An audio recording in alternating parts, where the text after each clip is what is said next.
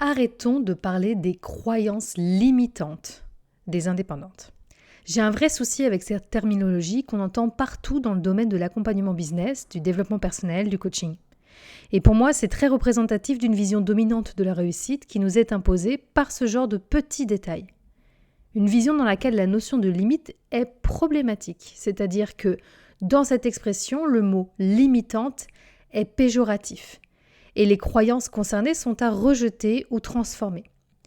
Parce que dans notre monde performatif, on veut toujours aller plus loin, plus vite. Une limite, c'est fait pour être dépassé. Une limite, c'est une contrainte dont on doit absolument se défaire, au-dessus de laquelle on doit pouvoir sauter, qu'on doit repousser encore et encore. Ça devient un objectif en soi. Je le vois même quand je parle d'exploiter sa zone de confort au lieu d'en sortir. Très souvent, j'ai des personnes très bien intentionnées qui me disent « Je suis d'accord avec toi, moi je dis tout le temps que je ne sors pas de ma zone de confort, je l'élargis. » Alors c'est un peu mieux et moins violent, mais on garde ici aussi cette idée qu'il y a des limites, des bordures qu'on se doit tout de même toujours d'aller déplacer un peu plus loin. Quand on te sort cette expression, c'est une croyance limitante que tu as, tu remarqueras que c'est toujours associé à une croyance qui t'empêche d'aller vers plus. Donc tout ce qui va faire que tu n'oses pas augmenter tes tarifs, que tu n'oses pas voir tes ambitions à la hausse, que tu ne souhaites pas fournir plus d'efforts, plus de travail, que tu n'oses pas t'exposer plus.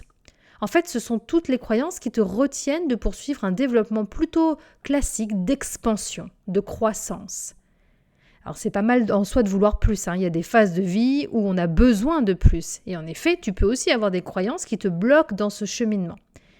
Et en ça, elles ne te font pas à cet instant-là particulièrement du bien. Mais j'aimerais quand même qu'on utilise un autre qualificatif qui n'induit pas qu'une limite est problématique en soi. Parce qu'une limite, c'est aussi, et même je dirais avant tout, une protection, un garde-fou. C'est à ça que ça sert des limites. Et nos croyances, elles nous servent à énormément de choses, notamment comprendre ce qu'on vit, ce qui nous entoure, aider notre cerveau à choisir sur quoi mettre notre attention, prendre des raccourcis mentaux. C'est indispensable au fonctionnement cognitif. Et globalement, une croyance, c'est neutre d'ailleurs. Et on a beaucoup de croyances collectives, culturelles, qui parlent de ce qui est acceptable, faisable, possible dans notre comportement et nos choix. Comme nous sommes des êtres sociaux qui avons absolument besoin des autres, quand on pense agir de façon à transgresser ces croyances, notre cerveau nous envoie un signal de protection, une alerte pour nous dire « Attention, ça dépasse une limite ». Et ces signaux prennent souvent la forme de la peur ou de la culpabilité. Le rôle de ces émotions, à ce moment-là, c'est de nous protéger. Alors, soit du rejet des autres, mais aussi dans bien des cas de comportements qui pourraient nuire à notre santé ou à notre vie. Par exemple, le fait d'avoir la croyance qu'en sautant du haut de la tour Eiffel sans système de sécurité, on va finir étalé comme une crêpe, ça nous empêche de le faire, même si on adore les sensations fortes.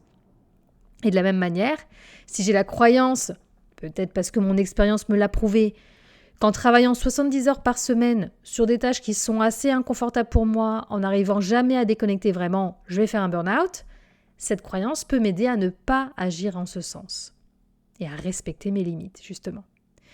Donc oui, nous avons plein de croyances qui représentent les limites de ce qu'on peut ou ne peut pas faire sans danger, et ces croyances limitantes ne sont pas nécessairement à débunker. On a besoin de limites et de repères. Pour autant, toutes ces limites n'ont pas toujours lieu d'être. Et quand on est indépendant, on peut, comme je le disais, avoir des croyances qui certes sont là pour nous protéger. Notre système nerveux estime que si on les dépasse, ça nous met en danger. Mais en fait, objectivement, ce danger n'existe pas tant que ça.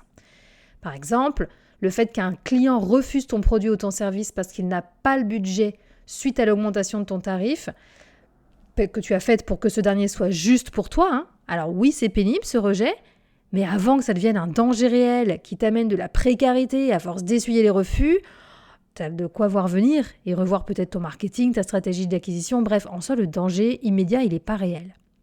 Donc ça peut être intéressant de travailler sur cette croyance. Ça peut être par exemple la croyance que tu ne mérites pas d'avoir des tarifs aussi hauts, ou que tu ne mérites pas d'avoir plus d'argent, ou qu'on va penser des mauvaises choses de toi si tu vends un prix ou que sais-je, mais dans ce contexte, en effet, c'est bloquant vis-à-vis de ton besoin réel. Parce qu'avoir des tarifs trop bas, en plus, ça peut aussi mener à de la précarité ou à de l'épuisement, ou les deux. Mais c'est pas parce que cette croyance, elle constitue une limite en soi qu'elle est problématique ici. C'est parce qu'elle vient en contradiction avec un besoin important, qu'il n'y a pas un réel danger et qu'à vouloir te protéger, ton système nerveux, il va finalement t'amener dans une direction qui ne va pas vraiment te protéger. Nous rappelons-le, le système nerveux, il a pas conscience des normes sociales du monde dans lequel on vit. Il réagit toujours de la même manière assez archaïque et son filtre, justement, c'est nos croyances. C'est le seul repère qu'il a pour dire danger, pas danger. Donc si là, toi, tu estimes que devoir refuser ou avoir une conséquence négative, en tout cas, suite à l'augmentation de tes tarifs, ça va te faire du mal. Ton système nerveux, il est binaire, il va dans ce sens-là, même si ce n'est pas vraiment ce qui va se passer. Maintenant, si tu écoutes les conseils d'un gourou business qui te recommande de faire du high ticket, donc du tarif très élevé, premium, sans forcément avoir une prestation à la hauteur, mais qu'il te dit c'est pas grave parce que quand les gens investissent plus d'argent, ils s'impliquent plus et donc ils auront plus de résultats ou alors ils arriveront à s'imaginer les avantages à ton offre ou à ton produit juste pour en avoir pour leur argent, par cohérence avec leur choix. Là, si tu culpabilises à l'idée de suivre ce conseil, c'est normal. Parce que tu as sans doute la croyance qu'être quelqu'un de bien, c'est aussi appliquer des tarifs justes, autant pour toi que pour tes clients. Et que tu te dis que si les gens se rendent compte que tu as surtout essayé de les manipuler pour ton propre intérêt, ça va probablement te nuire. Et dans ce cas-là, cette limite, elle est protectrice, elle t'évite de faire de la merde. Donc bref, les croyances, leur aspect bénéfique ou néfaste, il est toujours lié au contexte. Et surtout, tes objectifs, ce que tu veux accomplir, le chemin que tu veux suivre et comment, c'est toi qui le décides. Ce n'est jamais à quelqu'un d'extérieur d'affirmer arbitrairement que si tu as une certaine croyance qui, peut-être toi ne t'embête pas plus que ça, elle est problématique ou à débunker sous prétexte que ça t'empêche d'aller atteindre certaines choses que la personne estime être ce qu'il faudrait faire. C'est ton business, tes règles et tes propres ambitions.